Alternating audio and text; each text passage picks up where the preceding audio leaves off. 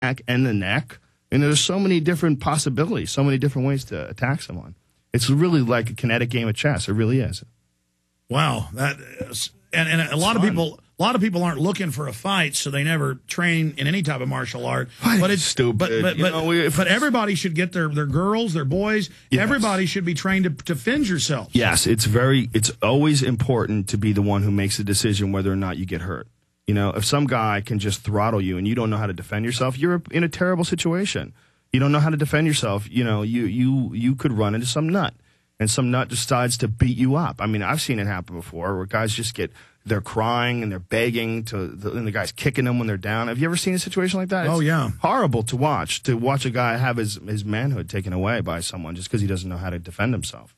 You know, and it's most of the time you're never going to run into that situation. Most of the time, if you hang out in good circles, you're going to live your life and not have to worry about it. But you might.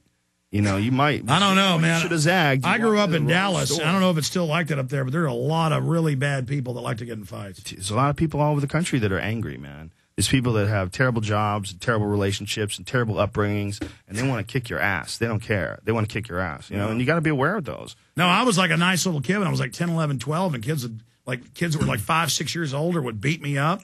Yeah, and that ended up making me a little bit stronger. But it would have been great if somebody would have put me in something like jiu-jitsu way back then. Yeah. Because I wouldn't have learned how to just have knockdown dragouts with people. Well, you could still enjoy it now. You know, it's a great. How old are you now? 35. 35. Look, you still got time, man. You can train. You could learn. You can get good at it. And it's a fun thing to do for exercise.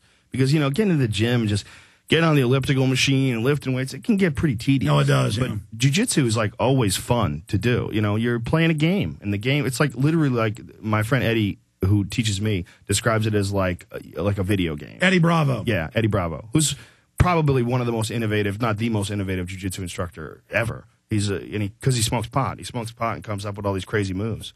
And he describes it as like you're playing a video game, and the video game is that you're trying to kill somebody. I mean, it really is like that. It's like it's a real live game, and the game is trying to checkmate somebody. Amazing. In closing, Joe. In closing, JoeRogan.net. You recently been shooting a movie. Yeah, I shot a movie called The Zookeeper with Kevin James. It was a fun movie. It's like a kid's movie. I play a real douchebag. It's fun. I play his enemy. You play the bad guy? Yeah, it was fun. It was a real asshole. It was fun to play. It was fun. You know, it's an interesting thing. I haven't done a movie in a long time, and never a real one like this one. All the movies I've done 2 movies, and they were both crap. And you know, doing TV shows like. You got to remember to turn my phone off on air. That's the New World Order calling you. Hold on 1 second. We're tired of you. Hello. Alex. You're talking on the radio, and then you're answering the phone. You know, I'm sorry. I'm on air right now. Let me call you back as soon as I'm off. All right. Thank you. Sorry. Who's that? Press TV in Tehran. One of me. Oh, that's hilarious. The Iranians are gone. They must love you. You're all anti-U.S. government. See, we told you. We have the information. We have the documents. They must love you over there, right? What do you think? I do Russian TV, British, Japanese, everything. What's going to happen with us in Iran and Pakistan? The word is they're planning to hit Iran in 2 years unless they do what they're told by the globalists. They're not building nukes. The Russians have built it. It's non-weapon. The U.S. gave Pakistan nukes to menace India and Pakistan really? and China. So it's all a global geopolitical chess game that it's the school of Zbigniew Brzezinski. He's kind of the Eddie Bravo of geopolitics. And so what is going on with North Korea? It's like a chess game with like 50 levels, and they're all just...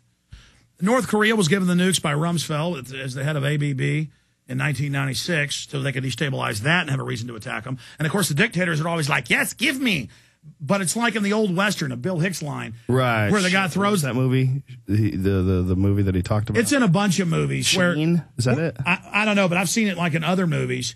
You see it in that one Clint Eastwood, which is based on a true story. Jack Palance, right? That's the pick up the gun, kid. Yeah. Yeah, where they throw the gun down to get him to pick it up. Yeah. But there's also that Clint Eastwood movie where he goes to the mining town and they kill the guy's dad, and then they throw the gun down in front of the kid and say, pick it up. Yeah. I mean, that's actually happened in some real Western stories. Is why you see it in so many movies. Right. But that's it. They're just giving him a gun. Right. Crazy. Tell me about Cap City Comedy Club. It's a fun place. I filmed my very first DVD there back in 1999, the one that you and me wore the George Bush mask and danced around the Capitol. Remember that? People are so silly, though. They think that's footage of a secret satanic ritual. We had feather boas on. I had a feather boa. No, we're out there at the Capitol. We're running around acting like we're the devil in Bush, and then they think we're serious. Hey, finishing up, how crazy is it that there's all these websites that really believe I'm Bill Hicks? That's amazing. And they're doing voice analysis and everything else? Well, that just goes to show you. People will believe almost anything. There's a lot of dopes out there. That's why, they don't want people organized. Like we were talking about Waco earlier. The reason why they don't want that is not just that they don't want people to be able to protect themselves from the government. There's probably a little bit of that. But there's also, they don't want warlords. They don't want people to do like what's going on in Afghanistan, to be able to start their own cults and arm everybody and control these groups of people, because it's not hard to control people. We have a defect in our operating system, and you can exploit that defect with confidence and with a clear doctrine of what's supposed to go down and what's supposed to happen. And you could say that you're getting this information from aliens or higher power, or what Joseph Smith said, he got it from golden tablets that had the lost work of Jesus on it. It's not hard to do. And you could start your own group. Well, that's because we're very similar to dogs. That's why dogs live with us, is they follow the alpha. Yeah, exactly. And they follow confidence and leadership. But again, the biggest cult is the globalist, and they happen to be a eugenics death cult. So what I'm saying is, I'd rather have a few Jim Joneses or people running around. I don't know about that. Well, also he was tied into CIA. But the point is, there's got to be a middle ground. There's got to be, let people have their guns to defend themselves. That's what's so good about Ron Paul. He is not a cult leader. Yes. He's a doctor. He's a mainline guy. And we need to follow him instead of the cult of Republicans and Democrats. I agree 100%. And when he talks about these vaccinations, he says it's absolutely ridiculous. And he talks about how the regular flu is so much more deadly and killed so many more people per year, than this swine flu. And everybody's jumping all over this. And they're making a big deal out of it. Well, and again, it's common sense that this is killing about 1/5 in the flu season, what the regular flu does. How much money do they make from They've made $7 billion. A week ago, the Boston Globe reported that in the last week and a half, 5 drug makers had made $7 billion extra in a week and a half. God damn. All from vaccinations. $7 billion extra. That is incredible. That's incredible.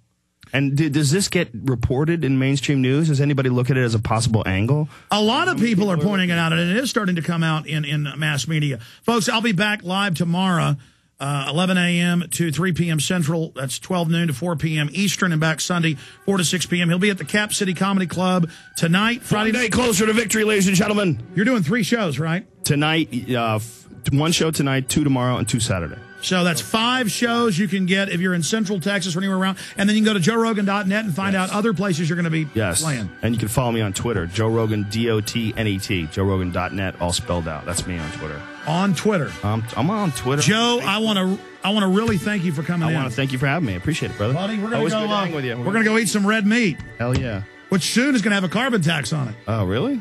Your meat's going to have a carbon tax on it? Paid right to Al Gore, the little bastard. Damn bastard. Damn Al Gore.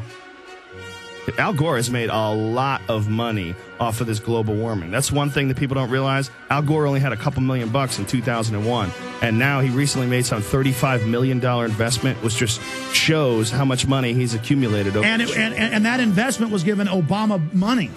So I mean, look, the guy's worth over $1 billion. He owns Occidental Petroleum. He hides his wealth. He's the carbon company credit. It's called Blood and Gore. Not joking. His partner's called Blood. That's incredible. Over in England. Joe? They call him the first green billionaire. Yep. That's what they're calling him. He's a scam artist. He's the guy that sold us NAFTA and GATT. It's amazing. He says he invented the frickin' internet. I don't think he actually said that. He said it was a part of the whole process. He's a congenital liar. Is that like herpes? It sounds congenital. It means just he was born a liar. Oh, really? He was born to be born with herpes? Damn. Yes. Talk about coming out of the gate with a terrible hand. Al Gore's a big evil Nelly. He is a big evil Nelly. That's the inconvenient truth, right? All right, buddy. Thank you, my friend. Joe Rogan. Great job, crew. Closer to victory. Hey, follow the Republic, Joe. Here, you got your copies? We have the documents. Documentation. Camp FEMA. You are not documents. My woman's uterus. Documents. We're out of here. Right here, ladies and gentlemen. All the information you need. Oh, little balloons at the end. Don't ever use that graphic again. My God, you're in trouble.